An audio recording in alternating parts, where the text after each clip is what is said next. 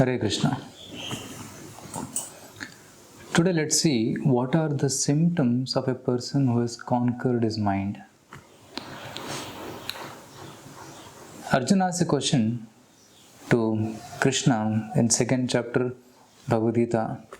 He says, Sthita prajnasya ka bhasha samadhistasya keshava sthitadi kim prabhasheta kim asyeta prajeta kim. He is asking here that what are the qualities of a sthita prajna? Sthita prajna means one is steady in his consciousness, one is steady in his mind. How does he speak? How does he walk? How does he sit? How does he talk? So he's asking these questions because you can identify a person's steadiness by his activities. So Krishna immediately replies. He says, Prajahati yada kaman sarvan partha manogatan atmanyeva atmana tushta sthita prajnastadocchati. He's telling here that somebody who has no selfish desires. Prajahati yada kaman.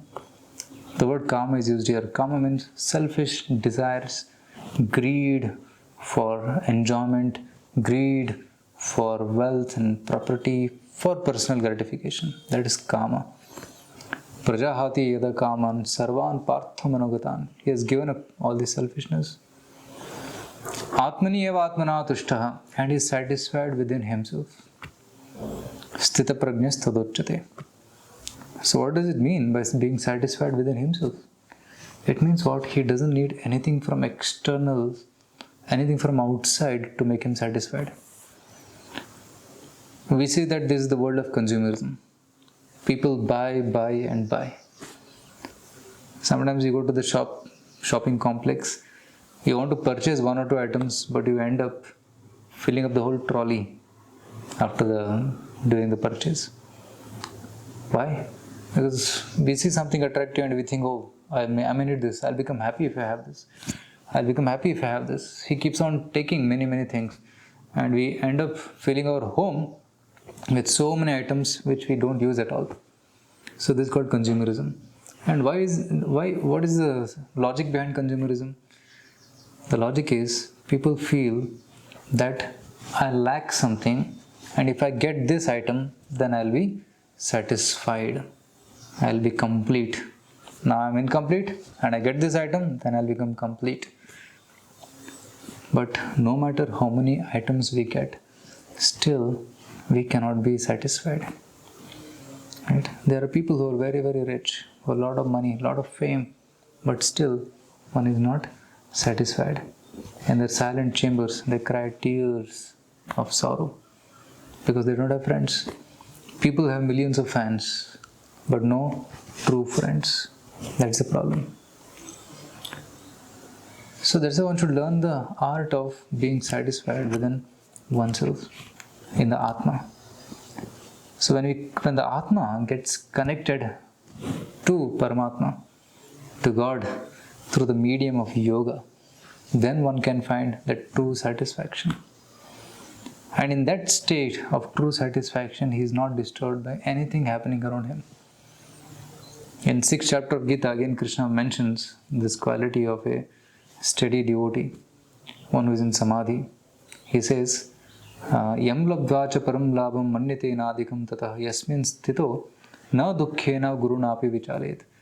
When a person is situated in that connection to Paramatma, then he will not be disturbed even if great calamity or temptation comes in his life. 500 years back, there was one great sage in Bengal. His name was Srila Haridas Thakur. Srila Haridas Thakur was a great saintly personality. He was born in a low family, but he went on to become a great Acharya. And he was called as Namacharya because he was constantly chanting the names of the Lord. And one rich man became envious of Haridas Thakur and he wanted to defame him. So he sent one prostitute in the middle of the night to defame Haridas Thakur. And he sent soldiers to keep a watch on him, watch on both of them. And then he wanted to defame Haridas Thakur in this way. The prostitute came and requested Haridas Thakur, "Oh Thakur, I'm young and beautiful, and you're also young and beautiful. Why don't we enjoy? Haridas Thakur took pity on this prostitute and he thought, she is committing such sinful activity. I will deliver her. So he said, you just wait here and just sit. I'll finish my chanting and then we will see. Then he continued chanting intensely. And then it became daytime. So prostitute went back. She felt ashamed. And next night again she came. Then same thing Haridas Thakur said, please sit and then hear the chanting. It happened continuously 3 times, three nights. Haridas Thakur was fully focused in his meditation. He was not distracted. And on the third night, when the prostitute came again, Haridas Thakur was intensely praying and he was chanting the mantra so attentively that the mantra had the effect on the prostitute and there were tears in her eyes. She fell flat at the feet of the Acharya and begged forgiveness. Please forgive me. I came to do such a heinous act and please forgive me.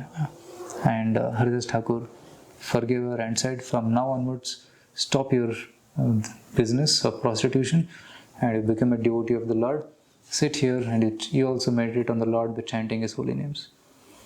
In this way, Haridas Thakur, even though great disturbance came in his life, he was not disturbed or distracted because he was fixed up in his meditation on the Supreme Lord.